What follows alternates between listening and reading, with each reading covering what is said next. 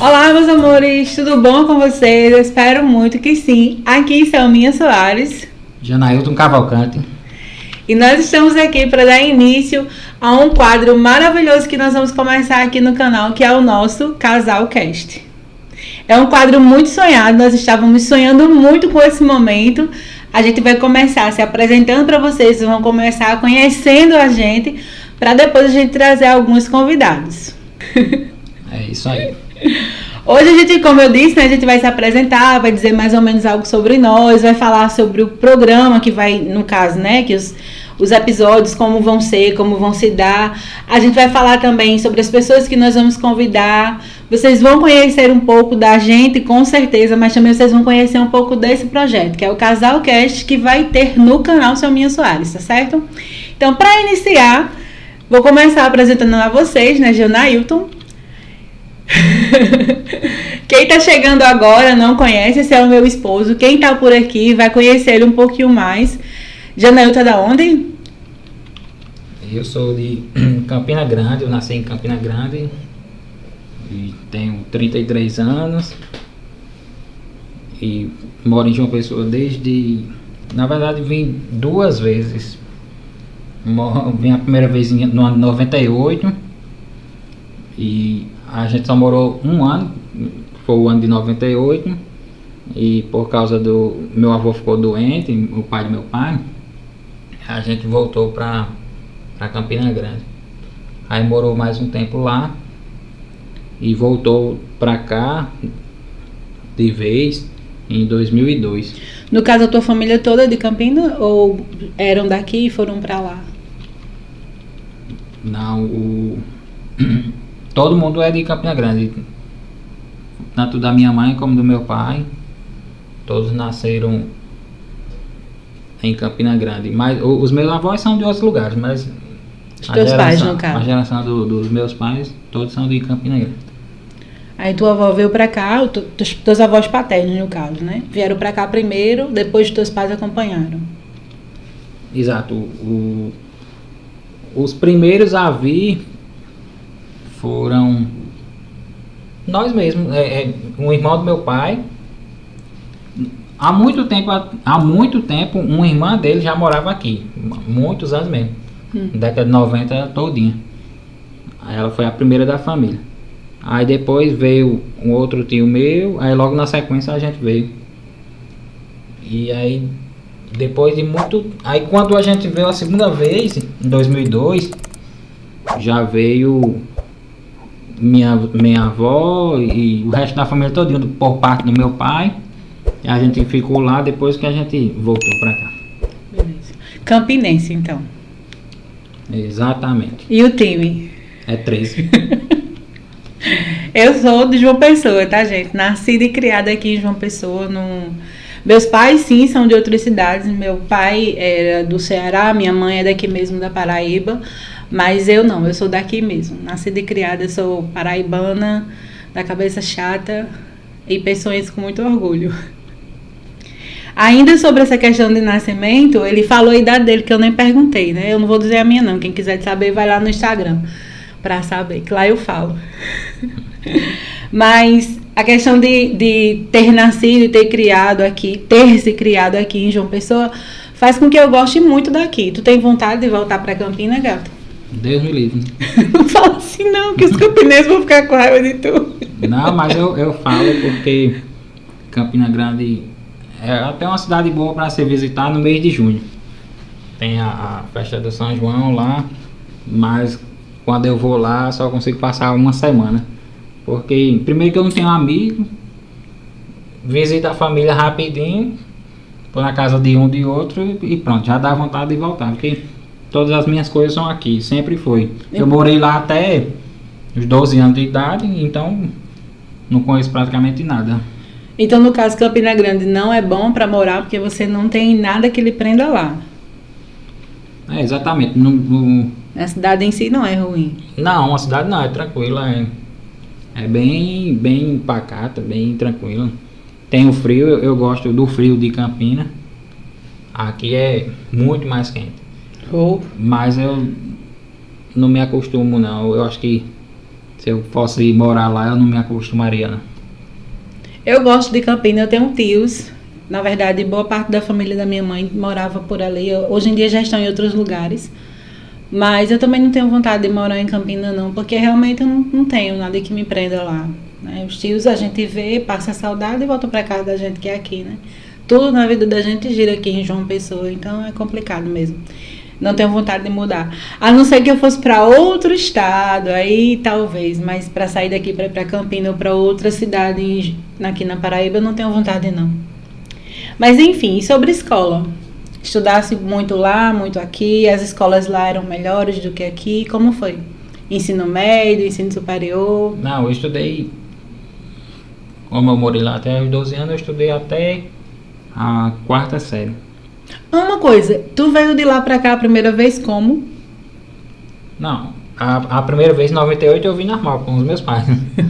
Mas a segunda vez, eu vim fugido porque eu queria já morar por aqui. E aí eu fugi, deixei de ir pra escola, ia ser reprovado por falta. Aí eu peguei o ônibus lá, botei minhas coisas na bolsa e vim embora. Meu Deus, ao invés de pegar o ônibus do bairro, ele pegou simplesmente o ônibus de mudar de cidade. Esse tem coragem, viu? Aí viesse fugido, certo? E depois tua família veio atrás. Tinha dado um pau em tu, viu? Quase eu apanhei, mas não cheguei a apanhar, né? Sim, aí tu estudou lá até os teus 12 anos, que foi quando tu ia reprovar por falta. Mas tu ia reprovar por falta por quê? Tava doente?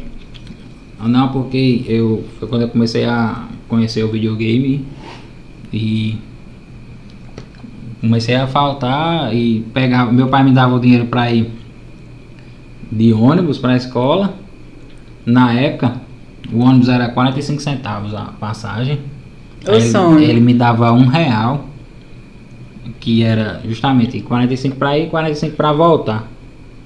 Aí eu ia a pé e o videogame ficava bem pertinho da escola. Mais 5 minutos andando eu chegava na escola. Eu ia a pé e ficava com dinheiro e passava a tarde todinha com outros meninos que já deixava de ir para aula também e se encontrava todo mundo nesse videogame. Passava a tarde todinha. Era à tarde, né? Das 1h até 6h da tarde. Tô dizendo que tu merecia uns paus. Aí tu perdesse ano por conta disso, fugisse pra cá, aí daqui tu começou a estudar, reprovou, né, no caso. Eu comecei já na 4ª série a faltar. Mas na 4ª eu ainda consegui recuperar. Fiz um monte de prova oral, a professora me fez fazer um monte de prova oral, tinha que decorar para fazer, para poder ter a nota. Mesmo, eu lembro que mesmo eu acertando tudo, ao invés de eu tirar 10, ela não me dava 10 não, ela me dava 7, 8. Isso só na época que reprovava também, né? Porque hoje em dia não reprova mais, mas nessa época aí reprovava. Com certeza, reprovava, tanto por nota como por falta. Não tinha a boquinha não. Aí eu acertava tudo, mas ela não me dava 10, ela me dava 7, 8, só o suficiente para passar mesmo. Entendi. Ainda foi boa essa professora. Foi, ela foi tranquila. Aí na 5ª série foi quando dividiu, né? Divide vários professores. Aí não teve como não. Aí eu perdi o ano mesmo. Eu cheguei a faltar na 5ª série uns 5 ou 6 meses. Aí não tinha como não. Por mais que os professores quisessem fazer, mas metade do ano não tinha como mais não. Aí eu peguei e fiquei indo pro videogame e queria vir morar em João Pessoa e fugi, vim embora pra João Pessoa. Ai, Jesus. Videogame nesse caso foi terrível na sua vida, mas ainda bem que você se recuperou, né? Porque aí depois que você chegou aqui, realmente você botou pra estudar, né? Foi. Aqui tu não fugia pra jogar não, né? Eu ainda cheguei a fugir um pouco. Meu Deus, só amarrava esse menino. Na 5ª série não. Na 6ª não. Na 7ª série, que eu fui morar lá em Valentina, conheci uns colegas lá, até uns amigos que moravam perto de onde eu morava. A gente às vezes pulava o muro da escola e ia para o videogame. Mas nesse caso foi pouco tempo e não deu para reprovar não. A gente pulava, era mais consciente nessa época. E pulava em algumas aulas que a gente julgava que eram menos importantes, que dava para recuperar mais fácil, não era direto, né? Aí a gente ia, jogava, mas era tranquilo, deu pra... Mas chegou a perder ano ainda? Não, cheguei não. Depois disso, não mais. Aí depois da 7ª série, tu tomou juízo, se aplicou mais aos estudos? Sim, eu repeti eu repeti a 3ª série, a 4ª e a 5ª. Depois nunca mais eu repeti. E tu? Eu nunca repeti, não. Eu sempre estudei direitinho, nunca fui de estar faltando, nem estar pulando muro para gasear. Sempre fui muito acordada em relação a isso. Eu gostava de estudar, ainda hoje gosto. Não tive problema com ensino, não. Sempre fui de escola pública, nunca fui de escola particular. E eu entendia que se eu não estudasse, eu não ia ter um futuro bom. Então, eu era muito aplicada, porque eu queria ter um futuro bom. E tinha medo também de tirar nota ruim e, tipo, os meus pais não me valorizarem, uma coisa desse tipo. Sempre tive os estudos em prioridade, sempre. Estudei escola de freira, né, também. Isso ajuda também a questão de disciplina. O início, né, tipo assim, da 1ª até a 4ª série, que é quando a gente tá tomando consciência, né, do que é a escola, porque antes é muito mais brincadeirinha, né? Esse início de 1ª a 4ª série foi numa escola religiosa, numa escola católica, né, uma escola de freira. Era para a comunidade, mas era uma escola muito disciplinada, ainda hoje é. Na época que eu estudei era só menina, inclusive. Já era melhor do que a escola pública. Com certeza. E era muito difícil conseguir vaga lá. São José, o nome da escola. Na época era Escola Profissionalizante São José o nome. Apesar de só ir até a 4ª série, eu não sei porque tinha o nome profissionalizante. Mas enfim. Eu estudei lá até a 4ª e depois eu vim para uma escola próxima da minha casa, que foi, acho que você estudou lá também, né? Que foi o Hugo Moura. Sim. Eu estudei lá da 5ª até a 8ª série, de lá fui para outra escola religiosa, que foi o Santa Júlia. Antes era Santa Júlia, mas quando eu cheguei estava mudando de nome para Padre Hildo Bandeira, que já era mais ou menos, não tinha uma qualidade tão boa. Santa Júlia por causa da igreja. Não tinha mais uma qualidade tão boa assim, mas ainda assim era uma boa escola. Depois eu fui pro Sesc Centenário, que também era uma escola muito boa. Assim, o aluno que quisesse estudar, ele se destacava, né? E pronto, eu estudei sempre e nunca fui de tirar nota baixa, nem ter problema com ficar de recuperação. Na fase escolar, né? Quando eu fui para o ensino superior, aí as coisas mudaram de figura, que foi um pouco mais complicado, né? Era mais difícil, tinha outras responsabilidades, já estava ficando ali na fase jovem, e aí ficou mais complicado para manter o mesmo ritmo de notas, mas mesmo assim nunca foi muito de sofrimento, não. E quando foi que tu se converteu? A minha conversão, ela se deu em 2 momentos, eu gosto de dizer assim, porque quando eu tinha 8 anos, 10. Foi quando Sibeli nasceu, né? Eu tinha 10 anos, por ali. Quando Sibeli nasceu, que é a filha da minha irmã, eu tive um encontro com a igreja evangélica. Não vou dizer que foi um encontro com Jesus, mas foi um encontro com a igreja evangélica, que foi quando minha irmã se converteu. E ela fazia parte de uma igreja que tinha um grupo de meninas que fazia gestos, o primitivo grupo de dança, né? Antes as meninas faziam mais gestos com as mãos, hoje em dia já dança mesmo, né? Então esse grupo de gestos eu queria muito fazer parte e eu queria entrar nesse grupo, mas para entrar nesse grupo eu tinha que ser da igreja. Então ali, por volta dos 10 anos, foi meu primeiro contato com a igreja evangélica. Eu aceitei Jesus, fui lá pra frente e tudo mais, mas eu não posso mentir que uma das minhas motivações era fazer parte desse grupo, né?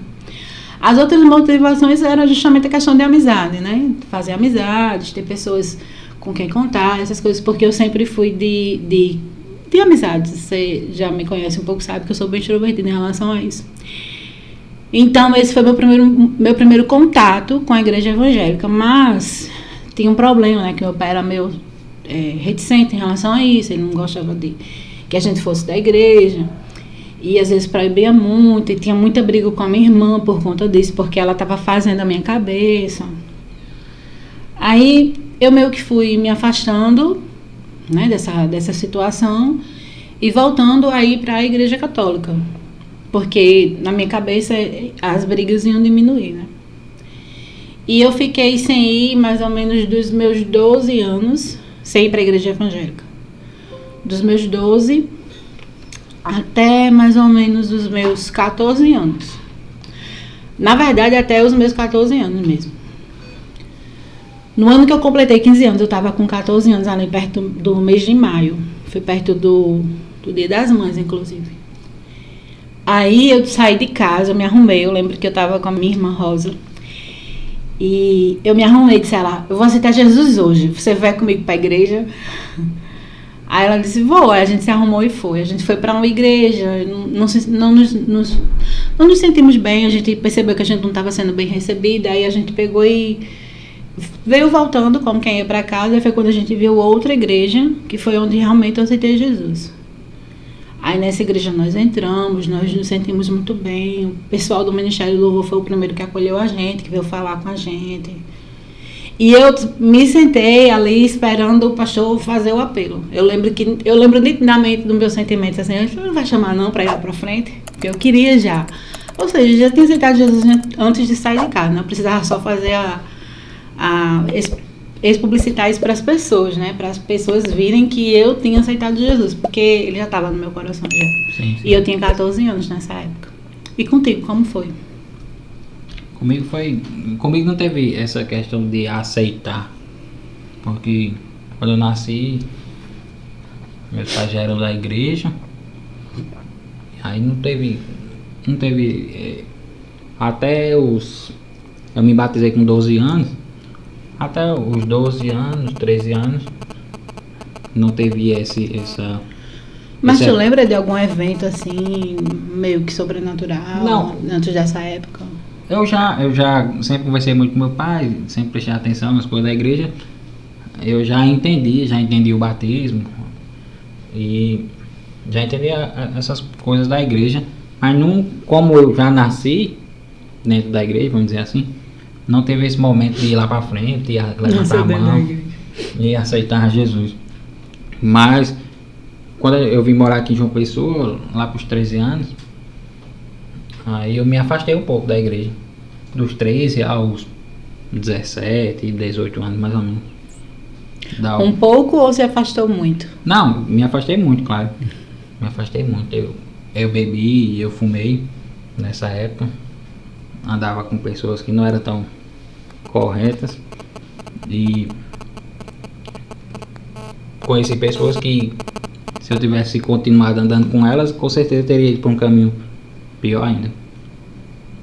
Aí pronto, eu passei esse tempo fora, entre 13 até 17 anos, 18 anos, mais ou menos 4, 5 anos. Aí, mas em alguns lugares que eu estava, vinha muito na cabeça de que eu não pertencia àquele lugar, que eu estava justamente no local errado, que era para eu estar na igreja, que não era para eu estar fazendo aquilo. Sempre teve muito a questão do Espírito Santo, o peso da consciência, fazendo lembrar de coisas. E olha que eu nem tive muita experiência, porque até 12, 13 anos eu não tive muita experiência de sobrenatural, mas eu tive experiência eu tocava e cantava na igreja. Eu cantava no grupo, que na época não era... o nome era Mocidade, que era na Assembleia, o nome era Grupo Mocidade, né? Da Mocidade. Conjunto da Mocidade, Grupo da Mocidade, alguma coisa assim. Aí eu cantava e eu também tocava já a percussão. A minha experiência dentro da igreja de trabalhar era mais isso. Estava muito relacionado ao louvor, né? Era. Cantava no grupo, né, dos jovens, que é o grupo da Mocidade, e tocava também.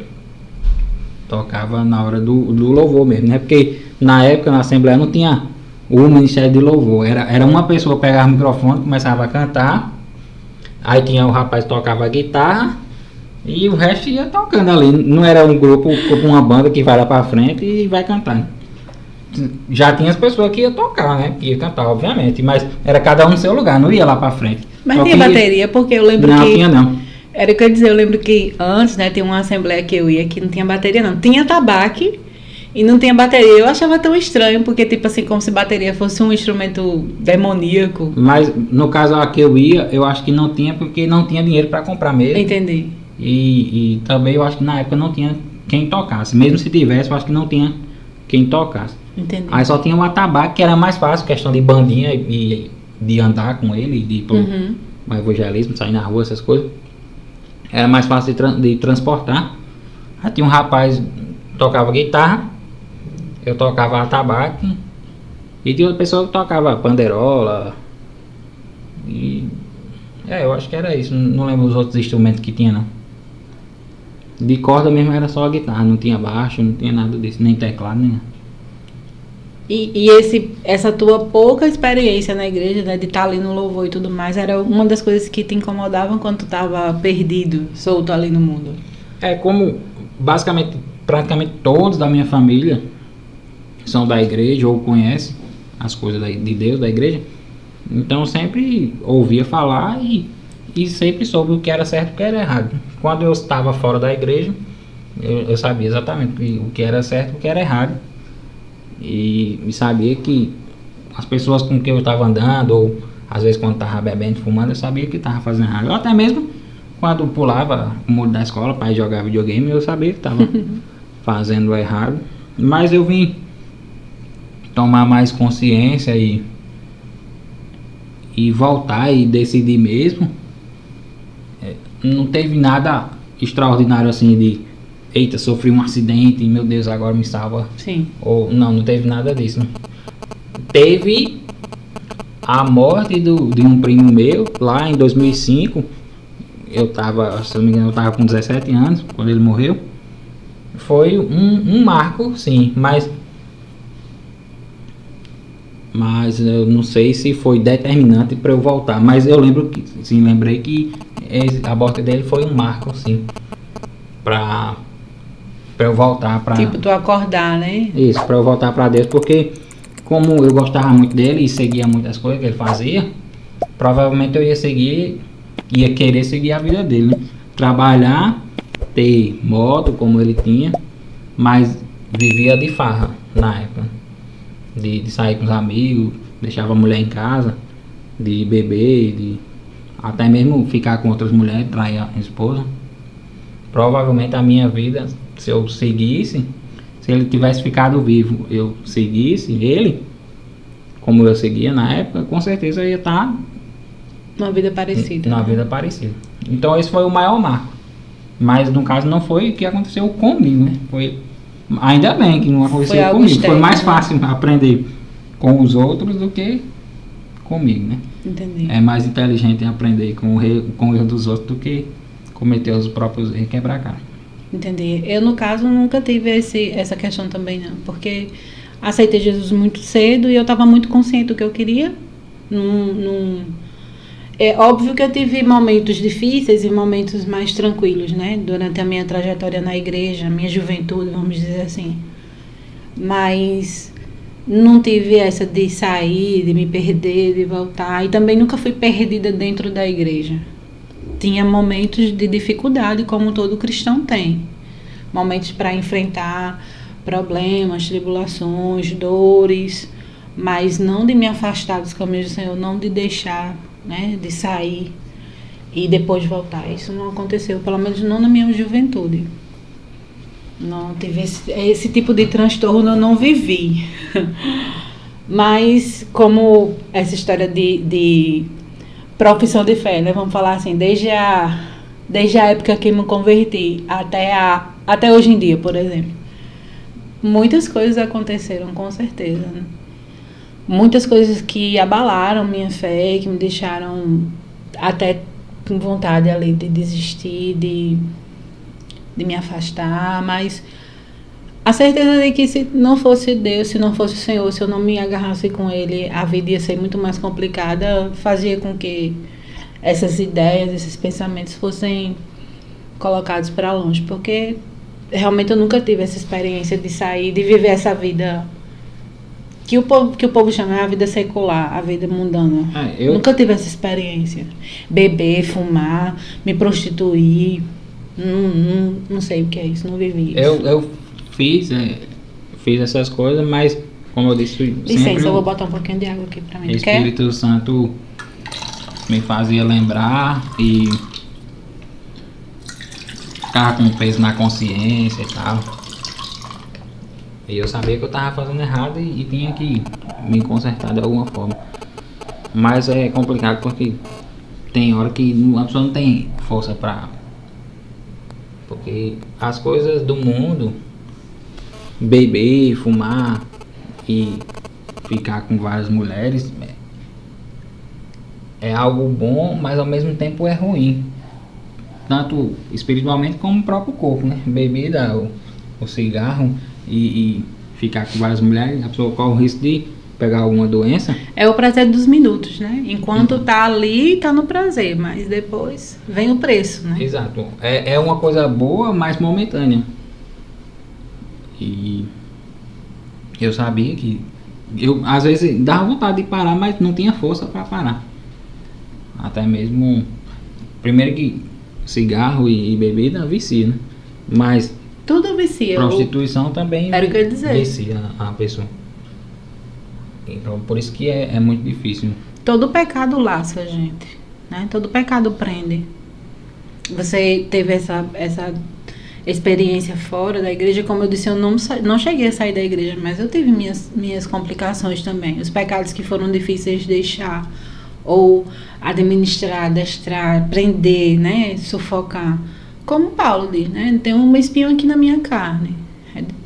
Todo mundo tem algo assim. E o pecado, ele tem essa característica de aprisionar a gente mesmo. É difícil libertar. É difícil sair. É difícil deixar para trás. E principalmente o pecado, porque é o que eu falei antes, né? Ele tem aquele momento do prazer. Depois você se sente um lixo. Sim. Depois você sabe que você está errado. É aquela história, miserável homem que sou. Que o bem que eu quero, eu não faço. E o mal que eu não quero, esse eu pratico. Mas enquanto você está praticando, você não lembra do miserável homem que você é. Não, só depois. Você só pensa nisso depois. Eu tenho quase certeza que Paulo falou isso depois que ele pecou. Miserável homem que sou. É possível, é possível. Porque é a hora que a gente usa essa frase. Depois que a gente peca e que a gente vê que a gente ainda está ali naquele laço, aí a gente, poxa, que droga. Pequei de novo, caí de novo. Mas enquanto tá pecando, ninguém pensa nisso. Aí com uns 18 anos, eu fui tomando consciência que realmente tinha que voltar para a igreja. Aí foi quando eu fui lá para IBTM, lá para Batista. E passei muito tempo indo para lá, só no domingo à noite. Ficava lá sentado, assistindo. Crente domingueiro. Mas tava me acostumando, voltando ainda, né? Uhum. Aí, tua família já ia pra lá também? Ia também, só ia também no domingo. Realmente era mais congregado, crente de domingo. Mas lá eles foram mais congregados mesmo, né? Eles chegaram a trabalhar lá? Não lembro. Não, foi mais, ia só para o culto mesmo no domingo. Depois de, eu não lembro, um ano que eu passei indo, aí foi que eu tive o primeiro convite para participar de alguma coisa dos jovens, né? Dos adolescentes, que na verdade era misturado, né? Tu passou quase um ano ali escondidinho? Sim. Como tu conseguiu isso? Porque a igreja, gente, essa igreja que ele tá falando era justamente onde a que eu fiquei, né? Depois dos meus 14 anos. E lá era uma igreja pequena, não era uma igreja que a pessoa dava para ficar despercebido. Tinha que ficar muito escondido para isso. Quase um ano, gato. Eu ficava lá do lado que fica as senhoras, né? A irmã Janete ficava lá. Agora a gente sabe porque ele ficou escondido. Ficava sempre lá. Mas meus pais sempre sentavam naquele local, sempre ficava perto deles. Porque lá tinha uma divisão, era bem nítido. Tinha a ala que sentava os jovens, a ala que sentava as pessoas mais velhas e aquela galera do meio, né? Que tava meio pra lá, meio pra cá, mas nem era tão jovem, nem era tão velho. Os mais adultos ficavam ali mais no meio. Para você se esconder sendo jovem, você realmente tem que ficar do outro lado da igreja, com certeza. Aí eu tive alguém me me convidou para participar de uma reunião dos jovens, dos adolescentes, que foi o MCC. Ministério de Crescimento Cristão. Que já ia ser no outro dia, né? Na segunda-feira. Aí eu fui. Pronto, aí depois desse dia, fiquei indo pra... Ia no domingo à noite e ia na segunda. Era na casa diferente, né? Uhum. Aí, depois desse dia, eu sempre fiquei indo mesmo. Tu lembra em qual exato momento que tu começou a participar efetivamente da igreja, trabalhando nos ministérios? Tu chegou a trabalhar em quais ministérios? Eu passei um tempo indo, né, para o MCC. Eu não lembro quanto tempo eu fiquei só indo para isso. O primeiro ministério que eu participei lá na igreja mesmo foi o de louvor. Aí eu comecei cantando. O primeiro ensaio que eu fui colocado para cantar, porque eu disse que cantava. Até deu certo, mas eu nem cheguei a cantar, de fato. Quem era líder nessa época? Porque eu não lembro disso. Pode falar? Pode. Era a Betânia. Eu não lembro não quando tu cantou. Não tenho passa na minha cabeça todas as pessoas que já pegaram no microfone ali naquela igreja na época que eu tava. E eu não lembro de você. Mas tu não lembra porque eu não cantei de fato nos cultos, não. Eu só cantei num ensaio, uns 2 ensaios. Mas como eu já tava tocando, já tocava violão, aí eu fiquei mesmo foi tocando violão. Eu tenho nitidamente a lembrança de você com violão no MCC. No dia, na minha casa. Só lembro desse dia. Que eu até pensei, ele toca o violão, não sabia. Acho que tu pegou o violão de Alisson, uma coisa assim. Ou foi de outra pessoa que estava com violão no dia. Aí tu estava sentado lá de fora, nem era dentro dela. Foi lá em casa, o MCC. Tu estava do lado de fora, sentado tocando violão. E eu fiquei, ele toca. Mas eu não lembro de jeito nenhum você no Ministério Louvor sem ser para tocar. Não tem essa mas que foi isso, eu só ensaiei. Aí eu só participei de uns 2 ensaios cantando. Aí eu comecei a tocar, aí eu acho que eu mesmo desisti de cantar. Fiquei melhor tocando. Aí fui aprendendo, tocando e foi mais fácil e fiquei tocando mesmo. Então, nunca cantei de fato. Então lá no Louvor tu teve Betânia, Tiago, eu, quem mais líder? Só nós 3? Não. Eu me lembro só de Betânia. Aí Betânia saiu. E eu não lembro quem ficou no lugar dela. Meu gato. Foi tu, foi? Foi. Depois veio... Porque quando Betânia ficou na liderança, foi depois, né? Acho que foi depois de Helder. Porque Betânia foi líder, não foi líder, foi líder, não foi líder, uma coisa assim. Ela foi líder intermitentes vezes. Como eu não lembro o ano, mas quando eu entrei era ela e depois dela eu não lembro quem foi. Acho que foi ela, então. Eu não fiquei muito tempo, mas eu sei que fiquei e eu lembro que eu tenho quase certeza que depois de mim foi Tiago e depois de Tiago foi Aleph. Mas teve um tempo que Eccleton era também. Era um mistério. Eu acho que ele ficou depois dela. Foi? Acho que sim. Enfim, muita gente nessa liderança. Tu ainda passou por esse povo tudinho. Aí eu só toquei violão. E toquei contrabaixo também um tempo. Eu passei uns 2, 3 anos. E aí também passei... Também não lembro de você tocando contrabaixo. Não? Não. Eu tocava às vezes antes de Jonathan chegar. Lembro mais de Jonathan mesmo. Aí eu Jonathan e Rovério. Aí eu participei do teatro também. Basicamente foi o louvor e o teatro. A gente se conheceu no louvor. Uhum. Mas se conheceu mais por causa do louvor, não tinha uma amizade. Não, era só conhecido mesmo. É tanto que tem coisa que tu fala que eu não me recordo.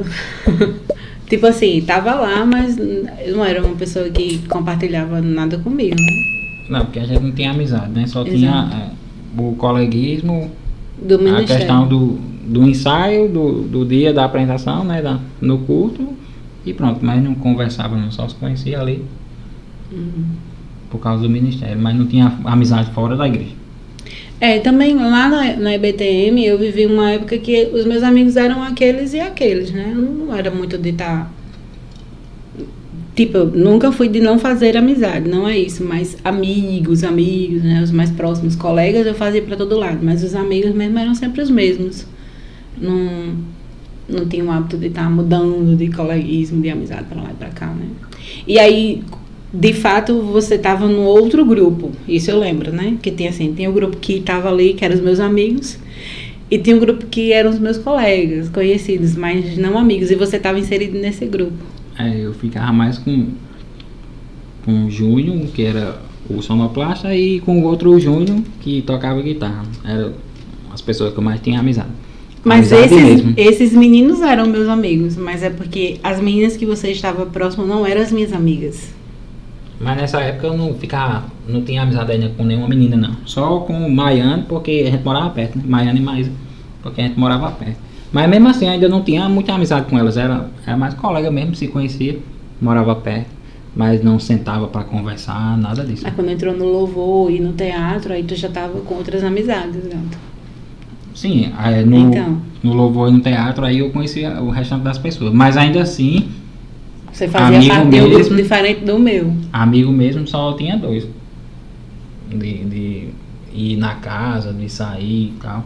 Que era Júnior? Era os 2 Júnior, né? Júnior sonoplasta e Júnior guitarrista. É isso. A gente veio ter amizade mesmo, eu já tinha saído da igreja. Foi verdade, hein? Na igreja eu trabalhei em praticamente tudo.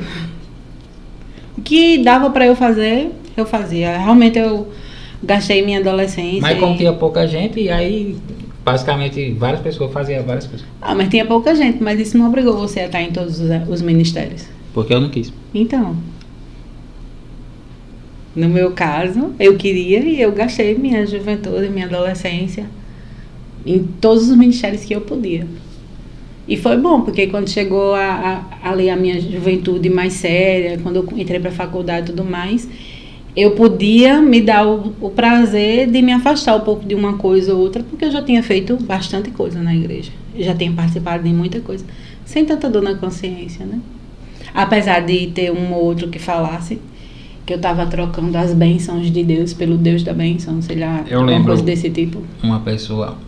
Não, eu lembro uma conversa, né, eu estava... Acho que no curso de fisioterapia. E algumas pessoas reclamando porque estou começando a faltar. Uhum. Para poder ir na questão das provas, né? Os períodos, né? Sempre no final do período tem aquela questão de semana de prova. Uhum. Aí eu lembro que na época que eu estava no louvor, várias pessoas reclamando e falando que tinha conseguido, essa conversa, tinha conseguido a bênção e aí estava trocando Deus por causa da bênção, mas esse povo não sabe o que é estudar, não sabe o quanto a pessoa tem que se dedicar para estudar e não entende qual é a prioridade da vida, que a igreja não é o primeiro lugar na vida da pessoa. Uhum. Primeiro Deus, segundo a família, terceiro os estudos, em quarto é a igreja. Que aí os estudos ou trabalho, né? Estudos ou trabalho, e em quarto é a igreja. E a igreja é importante, congregar é importante, mas só isso não vai lhe dar o emprego que você precisa para se sustentar, né? Pois é. Mas eu tinha amigos, inclusive, que diziam assim, os meus empregos vieram da igreja, eu consegui todos os meus empregos na igreja. Isso não aconteceu comigo, tá, gente? Eu tive que estudar e ir atrás dos meus empregos. Aí o povo ficava conversando besteira. O povo não estudava direito, não sabia o que era estudar, não sabia como era puxado a pessoa se dedicar ao curso e querer passar e se formar bem. E realmente a pessoa tem que parar, pelo menos naquelas 15 dias, né, de prova. Uhum. Parar e se dedicar para ter boas notas para concluir o curso, né? Mas era isso, porque como eu já tinha me dedicado tanto à igreja, quando eu precisei me ausentar uma vez ou outra, que também, gente, eu não saí da igreja por causa de faculdade, não. Era quando eu precisava faltar um dia ou outro. Quando isso acontecia, eu já sabia, Deus, agora eu posso fazer isso, porque eu já me dediquei muito e o Senhor vai honrar essa ausência. O Senhor está vendo que eu estou estudando, eu não estava fazendo outra coisa além disso. E Deus sempre me honrou. Essa é a verdade. Eu sempre fui honrada em relação aos meus estudos. Tanto é que quando a gente estuda, principalmente numa instituição particular, ensino superior, Eu não sei como é na cidade que você vai estar assistindo esse podcast, mas aqui em João Pessoa, na época que eu estava estudando meu curso de fisioterapia, ainda existia muito um preconceito de que se você estava na superior, pagou, passou. E essa não era a minha realidade. Então, eu tinha que estudar, eu tinha que me esforçar para mostrar e para também saber por mim mesma que não era estudou, passou. Eu tinha que estudar para passar mesmo. E foi isso que fez com que eu tivesse recomendações de professores para os meus empregos. Então, é o que eu disse, né? Deus me honrou. Deus me honrou antes, e me honrou durante e me honrou depois. Essa é a verdade. E em relação a estudos, já que a gente falou sobre isso, né? Eu sou formada em fisioterapia, eu sou também formada em direito. E é interessante falar sobre essas formações porque as duas formações que eu escolhi foram baseadas em emoções vividas, em situações vividas. E talvez seja por isso que hoje eu não exerço nenhuma delas.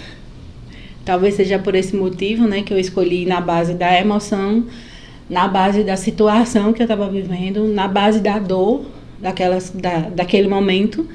E aí eu fiz essas escolhas e hoje não as exerço. Mas no teu caso, tu fez quais ou qual, né? Ensino superior.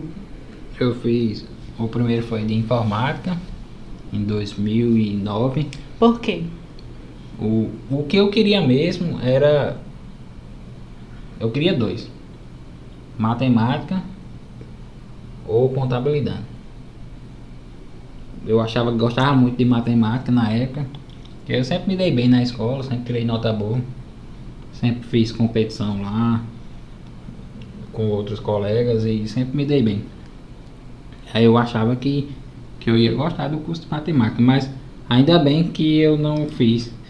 Eu teria passado, mas provavelmente eu teria desistido ou seria extremamente difícil de concluir, porque eu percebi que é um curso muito, muito difícil, muito complicado. Até um colega que era muito bom em matemática, muito melhor que eu, ele fez para matemática, passou e foi a primeira vez que ele, no primeiro período logo de matemática, ele foi para a final em todas as cadeiras. Aí ele ficou desesperado, nunca tinha acontecido na vida toda dele de escola fundamental, média, nunca tinha ido para final, nessas coisas, nem nas outras matérias que em teoria ele seria menos mais ruim, né, menos bom. Ele nunca foi para final. E no primeiro período de matemática ele foi para final em todos. Aí eu lembro ele desesperado, estudando, se matando, aí terminou que desistiu do curso e voltou e foi. Aí eu percebi que eu não gostava tanto de matemática assim. Aí eu fiz contabilidade. Não fiz porque eu não ia passar, eu não coloquei para contabilidade. Tu colocou eu coloquei para economia na federal. E pelo ProUni eu coloquei o único que tinha lá, que era de informática. Aí eu fiz cometi o grande erro de escolher o de informática, porque era particular, tinha o dia de começar e o dia de terminar. Na federal, na época, em 2009, 2010, estava tendo muita greve. Todo mundo que estudava lá já estava reclamando que já tinha passado do tempo de se formar e estava complicado. Como sempre, né? Aí eu cheguei até a cursar os dois ao mesmo tempo. Informática de manhã e economia à noite. Mas ficou cansativo. Aí até um dia que no curso de informática eu fui fazer uma prova lá. Aí tirei a nota baixa. Aí a professora deu uns carão em todo mundo. Que ela achava que a sala ia bem, porque parecia que os exercícios no dia a dia estavam indo bem, mas no dia da prova eu não sei o que aconteceu. Eu não sei se ela botou uma prova difícil demais, porque achando que todo mundo, ou a maioria, se dá bem, ou a gente que se enganou achando que estava aprendendo bem, e quando ela botou a prova lá para avaliar, uma coisa bem mais forte, mais séria, se deu mal. Aí ela deu esporro em todo mundo. Aí naquele dia eu lembro, eu decidi que ia me dedicar só de informática por causa disso. Porque sabia quando ia sair. Exato, eu saberia quando ia terminar. E tava já ficando cansativo, não tava conseguindo estudar bem para os dois. Aí eu optei, deixei economia. Cheguei nem a completar um período. Desisti de economia, deixei lá, tranquilo, e fiz informática. Aí tive muitas promessas de emprego, foi um período que eu fiz entrevista com força. Essa época a gente já namorava, eu lembro dessas entrevistas. Toda semana eu fazia pelo menos 2 entrevistas. Bati João Pessoa inteiro fazendo entrevista. Verdade. Não fiquei em nenhum. Nem como peso de papel, de pó. Eu lembro disso. Foi bem complicado pra gente, né? Porque era a época que você estava começando a sua vida profissional, né? E a gente já estava namorando e já tinha alguns sonhos para o futuro em relação a casamento e tudo mais. E nessa época eu trabalhava e você não. Sim, mas a gente pulou a parte que quando começou a namorar. Ah, sim, é verdade. Mas porque tu falou das entrevistas e eu lembro como era difícil para mim também, né? Que ficava ali naquela torcida por você, pedindo a Deus para que a porta abrisse, e essa porta nunca abriu. Nunca dava certo. Para o curso de informática, não. Nunca acontecia. Mas como você disse que a gente pulou a parte do namoro, é justamente isso. A gente se conheceu lá na igreja e nós não éramos nada além do que meros conhecidas. E aí foi quando a gente saiu da igreja, você em uma época, eu em outra, já numa fase da vida totalmente diferente. E aí nós nos revimos, né? Nós nos reencontramos, melhor dizendo. Continuando com os mesmos amigos em comuns. Isso, justamente os mesmos júniors. Sim. Aí a gente se reencontrou e aí começou a conversar, conversa vai, conversa vem. Acho que mais ou menos... por uns 3 meses. Foi, mas eu acho que ficou ali uns de 4 a 5 meses, isso, para poder começar a namorar. Porque eu lembro a data exata que eu comecei a ir para outras igrejas, para frequentar outras igrejas, foi quando a gente lhe reencontrou lá na Palavra Viva, que foi ali perto do mês de junho, julho, no máximo. Aí nisso a gente começou a conversar e trocar celular, e na época era torpedo, tá, gente? E na época WhatsApp, também era MSN e Orkut. Conversava muito pelo MSN e pelo privado no Orkut, né? Normalmente era como era o nome no privado do Orkut? Depoimento. Aí não podia aceitar, porque senão todo mundo ia ver, né? Mas ficava ali no privado dos depoimentos do Orkut, aí depois o MSN, aí varava a noite conversando. Eu gosto não. Aí... Na época podia mandar SMS de graça pela internet. Também. Mandava bastante. Famoso 8 torpedo. Aí foi quando a gente começou a aprofundar mais a amizade, começou realmente a paquerar. E foi natural, né, gato? Foi tranquilo o início do relacionamento da gente. Foi. Realmente foi criando a amizade junho, julho. E aí a gente passou a ficar mais próximo, sair mais vezes, né, com os amigos, conversar mais. Isso, a gente nunca tava só, nunca foi só nós dois, era sempre a galera.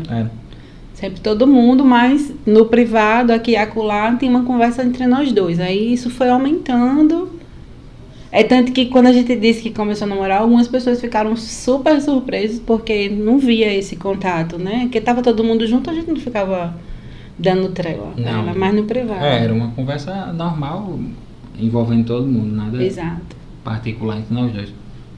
Aí a gente começou a namorar no cinema. A gente foi pro cinema assistir Harry Potter com 2 colegas, né? Isso. Aí quando a gente saiu do cinema, a gente se beijou. Aí beijo, meu Deus, um selinho só. Não pensem no beijo, foi só um selinho. Não, foi só um selinho. Aí, pronto, aí começou a namorar a partir desse beijo. Mas oficializou, né, no dia seguinte. É porque foi assim, a gente deu um selinho na saída do cinema, não foi nem na saída do cinema. Terminou o filme, o colega foi deixar a gente em casa. Aí o colega deixava ele primeiro para depois me deixar, em relação à logística, né, do caminho. Aí na saída dele do carro, aí foi que deu um selinho. Na sua saída do carro, eu dei um selinho em você. Foi. Isso. Aí, quando a gente chegou em casa, aí a gente foi conversar no MSN. Aí, como a gente tinha assistido uma das últimas sessões do cinema, já era dia 7. Aí foi aquela história, e a gente já tá namorando, aí tá namorando, aí era dia 7. Mas a gente deu esse selinho quase no dia 7. Foi, a gente deu esse selinho no dia 6, na segunda-feira, né? Foi pro cinema, que era mais barato na época, na segunda-feira. Aqui. 2 lisos. Era Na verdade, 4, né? Que os outros 2 também tinham esse dinheiro todo, não. Exatamente. Era na segunda e na quarta-feira, os dias mais baratos. Isso. A gente foi, deu esse beijo, começou a namorar, mas oficiou mesmo. Oficializou na terça-feira, dia 7. Isso. Aí pronto. Foi quando comunicou a todo mundo. Foi. E pronto. Comunicou a todo mundo mesmo, né? Tanto os amigos como eu disse em casa. Tu chegou a demorar pra dizer na tua casa? Não. Que eu lembro que no outro dia de manhã, eu já disse amanhã, mãe, tô namorando. Depois ele vem aí conhecer vocês. Nem demorou, né? Não, você foi lá No na final da mesma semana semana, eu acho. Chegou lá, conheceu todo mundo, pronto. Foi. E aí até hoje. Namoramos por 3 anos. Na verdade foi 2 anos e meio, né? Foi 2 anos e meio de namoro. Aí meio 6 meses meio ano de noivado. Aí a gente casou também no dia 7. Foi dia 7, exatamente?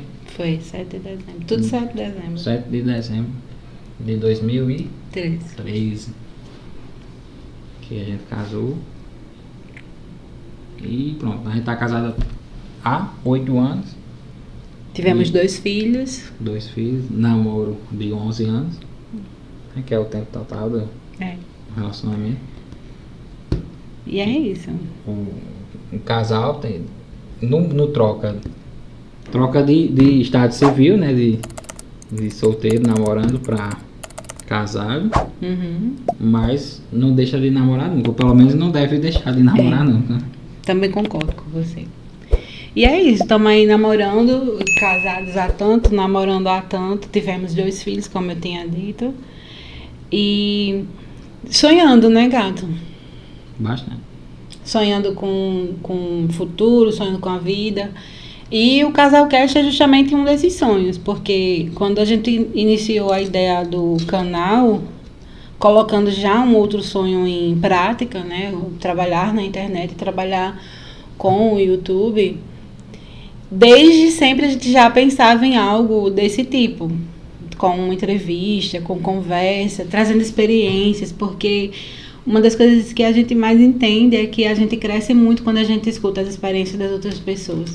Vocês acabaram de ouvir que uma das coisas que trouxe Janaito de volta para o Evangelho foi ver a experiência, infelizmente ruim, do primo dele, né? Então, a gente pensava muito essa questão de experiências, de compartilhar. E como que poderia ser isso? Como que poderia ser isso? E desde então a gente conversava sobre essa questão do podcast no canal.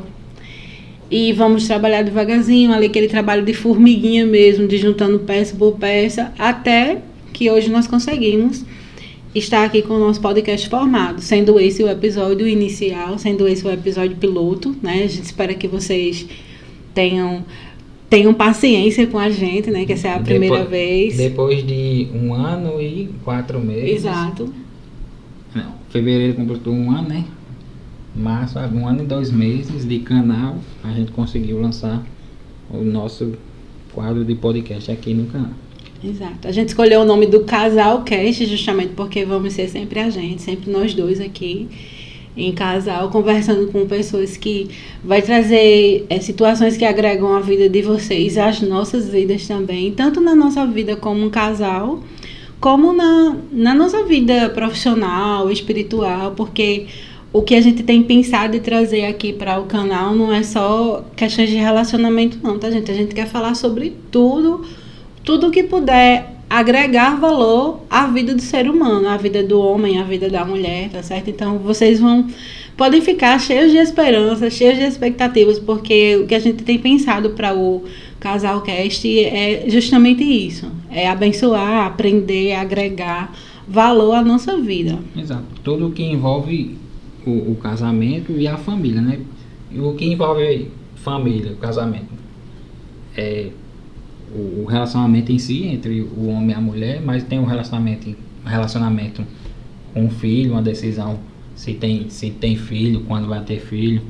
Tem a questão financeira, então pessoas que entendem sobre o assunto financeiro vai poder ajudar também os casais que estão se preparando para casar, que estão ou que já casaram e estão aí iniciando a vida de casado, para como fazer as finanças da casa e deixar tudo controlado e decidir se compra, financia uma casa ou se mora de aluguel.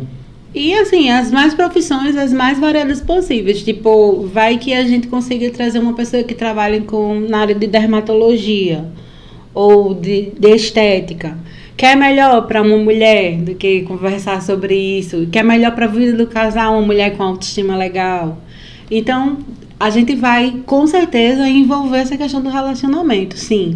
Mas não apenas isso. Os nossos convidados, eles vão, com certeza, agregar valor à vida de um modo geral. Não apenas fincado ali, não apenas focado na questão do relacionamento. E tem a questão do relacionamento com Deus também, então... Isso é um dos principais focos. Muitos convidados serão pastores ou pessoas ligados à igreja, à vida com Deus, que vai poder agregar na nossa vida e agregar na vida das pessoas que estejam assistindo também. A gente sonha também... Assistindo e escutando. Isso. A gente sonha também com a possibilidade de que esse quadro, né, do Casalcast, ele fique com uma média de 2 episódios por mês. Selminha, podia ser mais. Concordo. Podia ser toda semana. Depende dos convidados, quando eles aceitarem. Exatamente. A gente só vai depender dos nossos convidados. Se você tiver sugestão, tá certo, de quem a gente possa trazer, você pode deixar nos comentários, porque a gente já vai tentar entrar em contato com essas pessoas para trazer eles para esses momentos. Você acha, essa pessoa seria muito legal. Ajuda também se você, além de indicar a pessoa, for lá no Instagram da pessoa e mandar mensagem para a pessoa aceitar também o convite. É verdade, porque a gente já andou convidando algumas pessoas e essas pessoas ainda não deram uma resposta afirmativa, mas a gente está seguindo no aguardo e na esperança, né? Porque talvez por conta da ocupação, né, ainda não tiveram a oportunidade de nos dar esse retorno em relação à agenda. Temos alguns confirmados e outros ainda não. Isso. Por isso que a gente está nessa questão da frequência de pelo menos 2 por mês, tá certo, gente? Mas quanto mais isso aqui tiver resultado pra gente, pra vocês, mais a gente vai estar trazendo pessoa por aqui, pode ter certeza disso. Inicialmente 2, mas o que a gente quer mesmo, o ideal, que a gente percebeu, acha, para o canal, para o público, é 1 por semana. Até porque os outros vídeos, né, os outros temas do canal aqui não vão acabar, tá, gente? Olha, Selminha Soares falando sobre casamento, sobre sexualidade, sobre autoestima, sobre tudo que vocês já estão acostumados a escutar, sobre namoro, isso vai continuar, tá certo? Nós ainda vamos manter essa frequência, mas a gente gostaria apenas de agregar esse quadro a mais e aí com uma frequência também um pouco maior. Vai depender de como as coisas vão se desenrolar. E como vai ser, inicialmente a gente pretende só fazer os episódios gravados, vai ter uma duração de 1h30. No máximo. No máximo 1h30. Nem cansa os convidados, nem cansa quem está assistindo. Nem cansa vocês, né? Não cansa ninguém e vai todo mundo poder assistir o episódio inteiro. Vai todo mundo saber quando vai ser lançado o episódio. E quando a gente for também gravar com os nossos convidados, a gente já vai colocar caixinhas de pergunta lá no Instagram. Então, se você não segue a gente, já fica aí o convite, tá? É só seguir @Selminha Soares, @Janailton Cavalcante, porque a gente vai colocar lá nos nossos Instagrams umas caixinhas para que vocês possam fazer perguntas prévias, antecipadas a esses convidados. Porque a gente vai ficar divulgando quando eles forem estar por aqui com a gente, tá certo? Exatamente. E é isso, gente. Eu espero que vocês tenham curtido esse primeiro episódio. Como eu disse, espero que vocês tenham tido paciência com a gente, porque foi o primeiro, tá? Foi um ensaio. Eu acho que foi bem legal. Foi sim. Acho que vocês conseguiram conhecer um pouco mais da gente. Se vocês quiserem conhecer mais, é o que eu já disse, sigam a gente no Instagram, mandem perguntas. A gente tem um quadro aqui no canal que é o Casal Responde. A gente não faz questão de responder as suas perguntas, das mais cabeludas às mais carecas. A gente responde, a gente tá aqui para isso. E a gente fica contente, inclusive, com a participação de vocês. Esperamos que tenha sido bom, que vocês estejam aqui no próximo Casalcast. E tem alguma coisa para falar? Isso é tudo, pessoal. Valeu. E que Deus abençoe vocês. Cheiros e tchau, gente.